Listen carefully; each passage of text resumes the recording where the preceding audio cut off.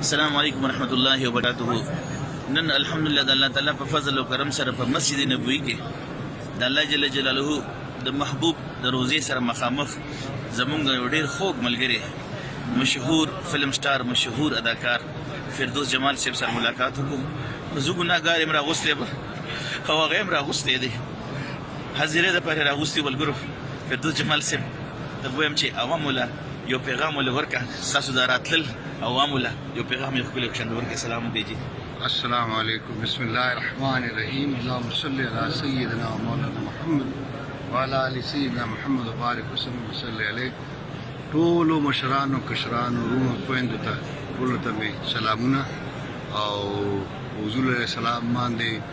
لکها او کرونه درودونه او الله په مهربانۍ سره مولانا صاحب تاج محمد صاحب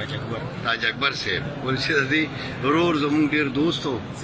صدیق اکبر د دیوبخي پی ټی وی په خبر کې زمون ډیر یارو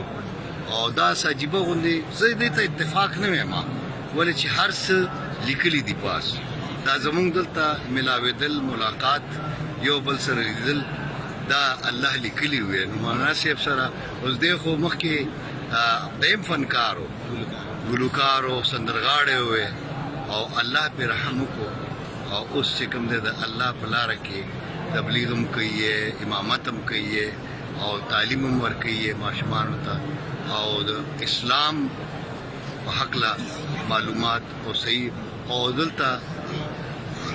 په دې وجه باندې الله خپل کور ته راوښتو او رسول الله صلی الله علیه وسلم خپل دربار کې دا وخت موږ د حضور علیه السلام په دربار کې ناست یو مسجد نبوي کې دا څومره لویه د خوش قسمتۍ خبره ده. الله دې ټولو مسلمانانو ته دا زیارت او دا راتګ او دا دلته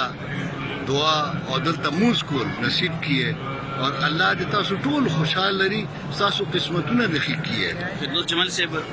زمونږ د شوبز ملګري چې کوم دي نو هغې له یو پیغام ورکړي. جي مانا هر څه کوئ یو خو ګناه مه کوئ ناجیزه چا سره مه کوئ باقي دا خو الله رزق لیکلی دی چای په څه کې لیکلی دی چای په څه کې ولې چې که ټولو خلکو یو کار شروع کړو نو دا نور کارونه خو به پاتې شي کائنات نشي چلېدی. وایي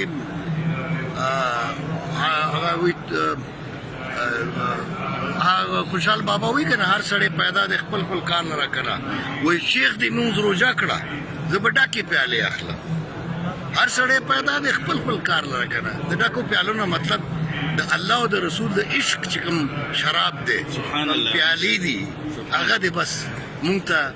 الله راکوي او د هغې حبیب صلی الله علیه وسلم چې دا عشق او د محبت دا شراب بس مونږ څکو او عبادتونه هم کوو او د دنیا کارونه هم کوو خپلو بچو او خپل وروڼو خویندو مور پلار د ټولو خیال ساتئ.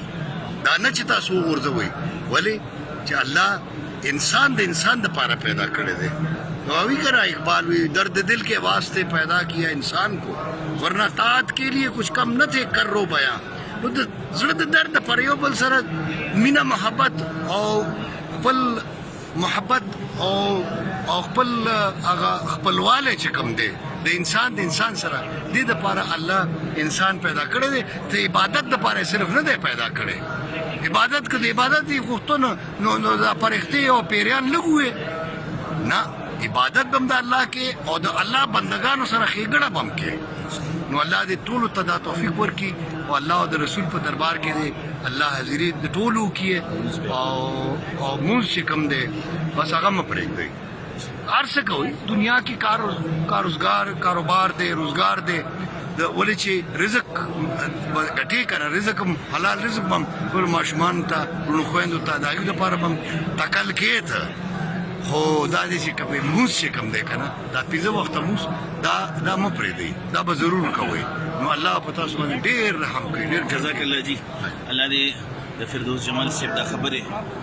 په خپل دربار کې قبول او منزور کړي زما د حاضری او د فردوس جمال صاحب حاضری دی الله جل جلاله په خپل دربار کې قبول کړي خپل کور ته راغوستي ورونو چاله چې الله توفیق ورکړي د الله نه وغواړي الله به مورا ولي او څنګه چې فردوس جمال صاحب پیغام درکو خپل کارونه کوم شوبه چې کوم د پای کې لګیا شي بس الله سره تعلق جوړ کو پنځه وخت مونږ چې زمونږ د دنیا نه ځو چې رب کریم رضا شي ویرانه الله سره خپل تعلق جوړ کړي الله دې موږ تاسو ټول ته د حرمین شریفینو بار بار راتلو توفیق راکړي السلام علیکم ورحمۃ اللہ وبرکاتہ.